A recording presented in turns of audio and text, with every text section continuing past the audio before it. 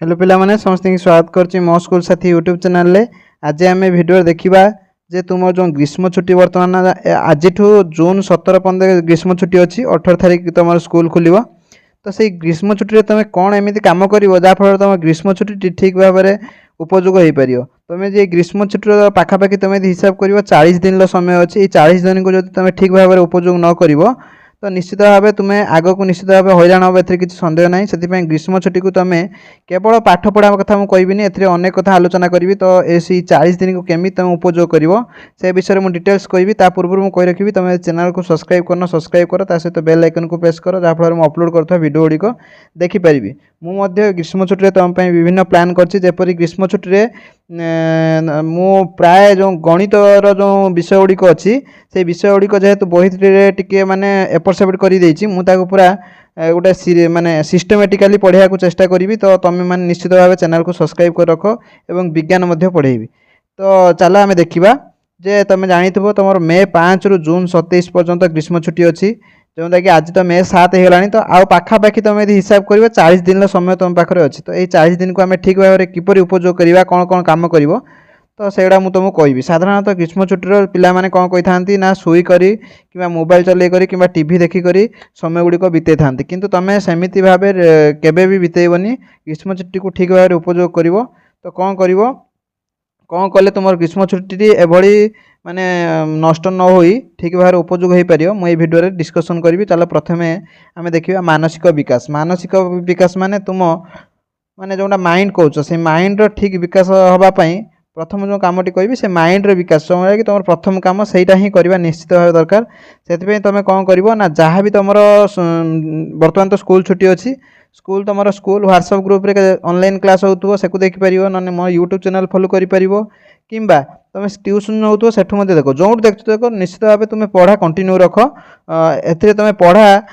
टाक तुम जपर स्कूल खोलीगला अतिरिक्त पढ़ाई मैंने बहुत गुड़े पढ़ाई से तुम पढ़ाटा कंटिन्यू रखिले सीना तुम अभ्यासटा थी तुम स्कूल खोले तुमको विरक्त लगे ना। तुम यदि यही खाली बुल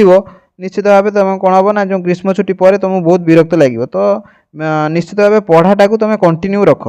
तो पढ़ारे तुम निज सान भाई भौणी हो तुम सांग हो मिसिकी पढ़ी पार जहाँफल तुमको आनंददायी हो पार पढ़ाटा आनंददायी हो पार।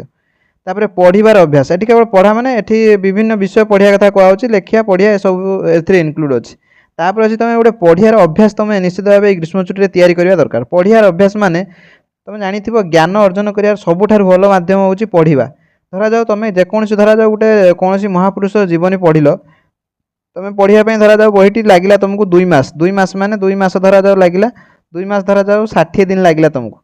60 दिन लगे। तो 60 दिन में तुम्हें तुम जीवन में जो 40 वर्ष बा 30 वर्ष जीवन कहानी से जो लिखी तार जो एक्सपीरियंस बा अनुभूति 40 माने 60 दिन तुम तार 40 वर्षर एक्सपीरियंस टाक तुम जान से बही निश्चित भाव तुम पढ़। तुम यदि छुटिया माने छोट पिला हो प्रथम रु पंचम जदि हो तुम गप बही स्टोरी बुक पढ़ी पार। तुम ताठ बड़ पंचम षष्ठ रु धरा जाओ 10वीं पर्यंत पिला हो निश्चित भाव तुम कौन कर ना विभिन्न महापुरुष मान जीवनी हो कि तुमको जोटा भल लगुच जो विषय भल लगुच निश्चित भाव तुम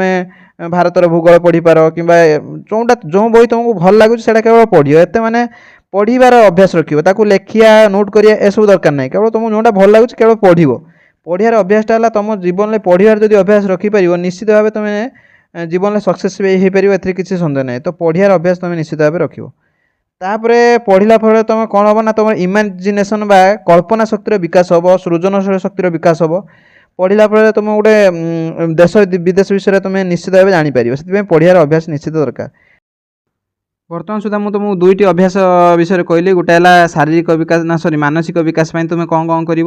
पढ़ार अभ्यास तुम रखिए। नेक्स्ट जोटा तुमको कहबी जोटा कि हूँ शारीरिक विकास। शारीरिक विकास कहले साधारणतः माने तुम शरीर विकास माने तुम मांसपेशी हो तुम उच्चता हो एटार तुम केमी विकास कर तो कारण है तुम जानी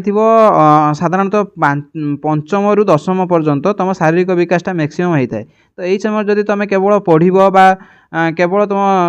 पाठरे व्यतीत कर समयटा से तुम ठीक भाव में माने सर्वांगीन तुम विकास हो पार ना। सर्वांगीन विकास तुम निश्चित भाव शारीरिक विकास निश्चित भाव किसी अभ्यास रखा कि किसी कम कर जपरी तुम विभिन्न खेल खेली पार जपरी फुटबॉल हो किंबा तुम यदि हॉकी खेलुवा तुमको जोटा भल लगुच गोटे खेल निश्चित भाव तुम खेल केतले खेल ना खरा बेले खेल ना 4:30 पर तुम निश्चित भाव खेल पार खरा बेले खेलले जेहेतु ग्रीष्म ऋतु अच्छी तुमको विभिन्न असुविधा तुम सम्मुखीन हो पारे तो खरार खेल ना जो छाई हम 4:30 पाखापाखि छाई होती तुम खेल पार कौन खेल पार ना स्किपिंग खेल पार कि व्यायाम कर ये अच्छे देख व्यायाम कर साइक्लिंग शिखिपार नचेत तुम जा कौटी दौड़ी पार जहाँफल तुम शारीरिक विकासटा ठीक भाव में हो तापर है नुआ नुआ कौशल विकास तुम जहाँ जहाँ जो विभिन्न प्रकार स्किल शिखिबार अभ्यास कर ग्रीष्म छुट्टी कारण है बर्तमान बर्तमान दुनिया रे जे नुआ नुआ कौशल शिखी सी ही जुगरे सफल हो पार्टी तो निश्चित भाव तुम नुआ नुआ स्किल शिखिपार जेपरी स्किल उदाहरण है तुम रंग मान तुमको जोटा भल लगुच मुझे किसी उदाहरण देती या बदली तुमको जोटा भल लगुच तुम से शिख जपरी मुझे तुम चित्र कर चित्र को रंग दे पार कि तुम डांस कर गीत गाई पार बंशी बजेवा शिखिपार ये विभिन्न कम अच्छे जोटा कि तुमको आखपाखे जोटा सुविधा होता शिखिपार नचेत यूट्यूब देखिए शिखिपार भल भल चैनल अच्छी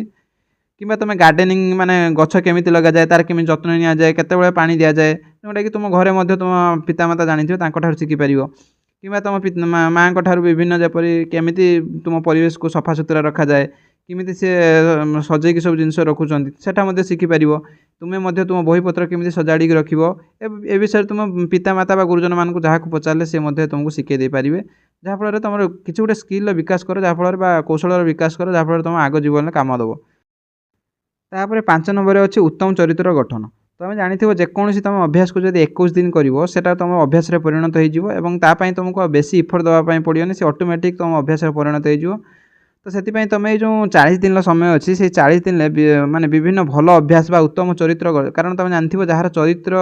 ठीक माने चरित्र तुम यहाँ जानी थिले था पछे गुण हजार चरित्र नथिले सब असार तो उत्तम चरित्र गठन आमको किसी भल अभ्यास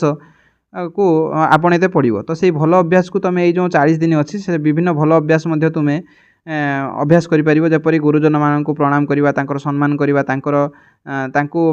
जत्न नवा ये सब कम कि तुम बड़ भाई भौणी मानकर सहयोग करवा कि सहित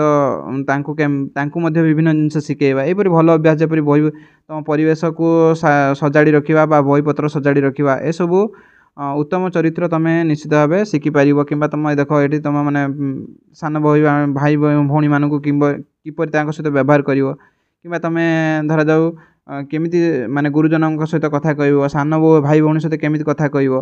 कि तुम पितामाता को केमी सम्मान कर सब विषय तुम निश्चित भाव तुम गुरुजन मान शिक्षा करवा उचित एवं ताको अभ्यास परिणत करवा उचित जपरी तुम संध्या समय प्रार्थना करी माने गुरुजन मान प्रणाम करवा ए निश्चित भाव तुम ग्रीष्म छुट्टी में यह सब अभ्यास कर जहाँफल तुम